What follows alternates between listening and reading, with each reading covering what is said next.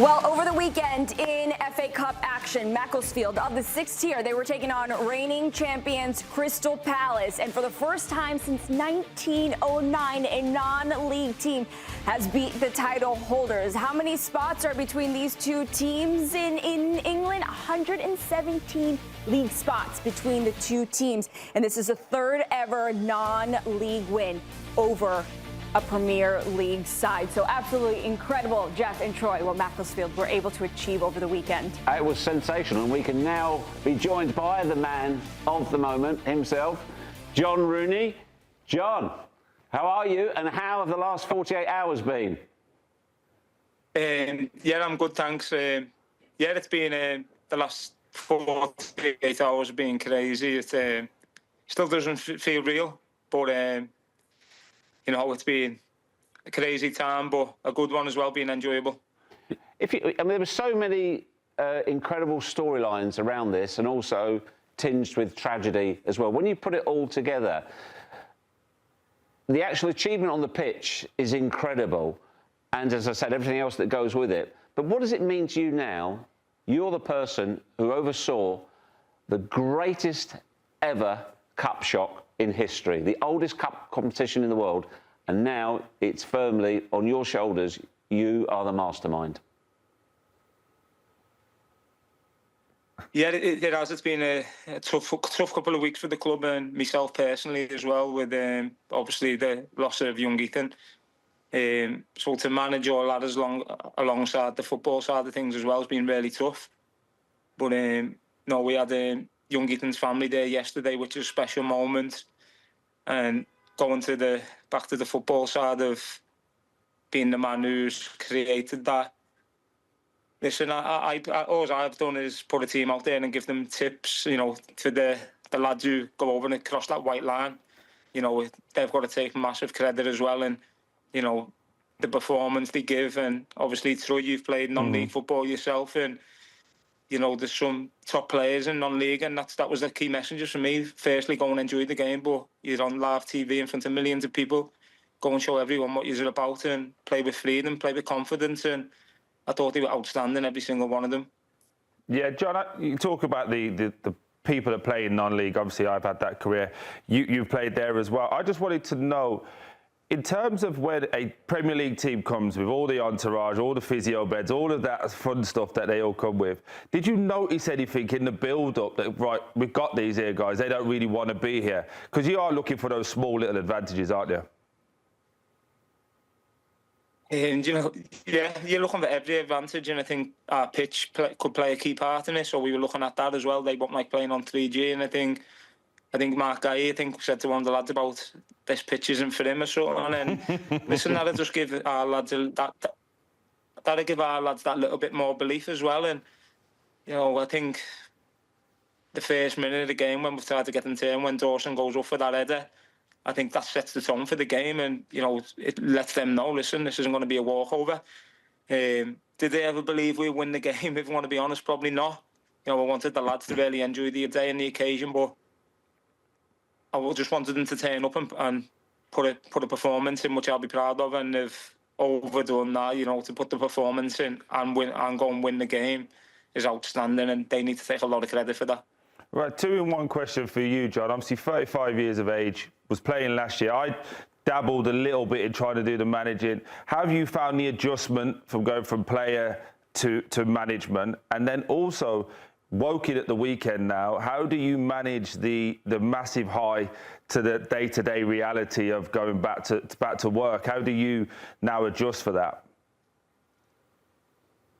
To be honest, Woking's tomorrow, so we're right back at it tomorrow. It makes it even worse, but no, listen, I think the lads will be right up for that. But yeah, for me, going into the management, I was 2 days away from returning back for pre-season myself to go in and be a player and not the manager. And once we've obviously Sav left, and I jumped right on the phone with Rob, the owner, and let him know that I wanted to have a go at it. And I had that chat last year as well with him, and obviously Sav wanted to do it. But when he had the chat, he didn't want to really lose me as a player, because I said, listen, if I take the job, I don't want to be a player as well. I don't think it's fair on the players. But it all happened really quick. So once he said he wanted me to do it, we were in training literally the day after. So it all happened that quick, and I think we had 12 players signed on at the time from last year, because we lost a few players in the summer as well. So no, but the players have also helped me massively, in the sense that it could have been tough as well, because I was a teammate last year, and I was able to do a few bits in training with them last year. I think Sav and John McMahon let me do a few things, so I think they had a little bit of respect in that sense as well. But they know what I'm like, they know what type of character I am, and I want everything doing right. So they've made it a smooth transition for me, to be honest. You know, I think it could have been tough for in the sense that, what do you call you? What do we think you? And then, like, you just call me what you want. I'm not one of them people who say, call me gaffer.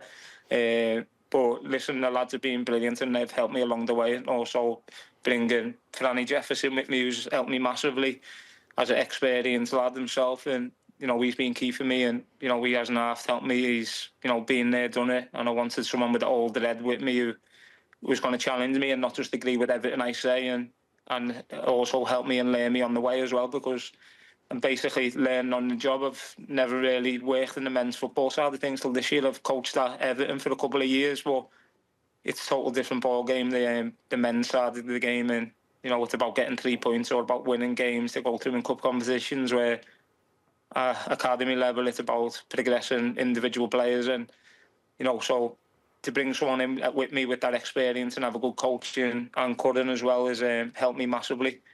But the lads, I've got to give it to the lads, because it's got to be tough for the ex-player to come in and be their manager. And, you know, they've done everything we've asked, and more, if I'm going to be honest. And I think we've seen that in the performance that we came from them. Sounds like you've handled the transition really well, John, but I want to know, what was it like for you to share this incredible day, or not share, but your brother Wayne was there. What was that like, that dynamic, and him interviewing you as well?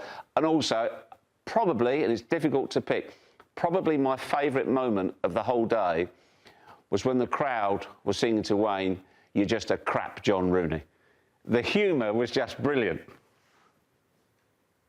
No, I know. When I first went over to do the interview, that's what he said to me off there, getting a bit of sticky in on it. But I'm sure he's had worse than that in his career.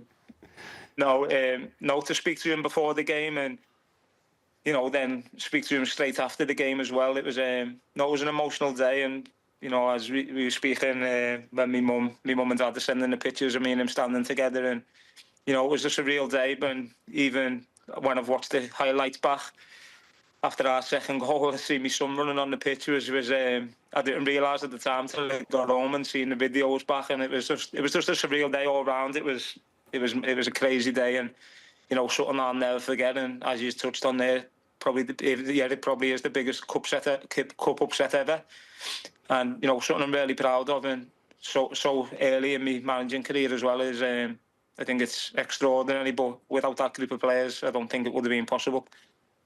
Now, the owner has said he's going to reward you and the lads with a trip to Ibiza. How much have you followed up on that? Go on, Johnny boy. I know you're leading the way. Are you going to go back to being a player when you go to Ibiza? Or are you still the gaffer? No, I'll be a player then. I'm still a registered player, so... I just wanted sorry, John, sorry to interrupt. I just wanted to ask, obviously, me and Geoff just moved to New York. You've had a little dabble out here, obviously being with the Red Bulls, and obviously I think you played with Thierry as well. First off, how was that transition? Secondly, is there any places me and Geoff need to go that we probably would miss out on?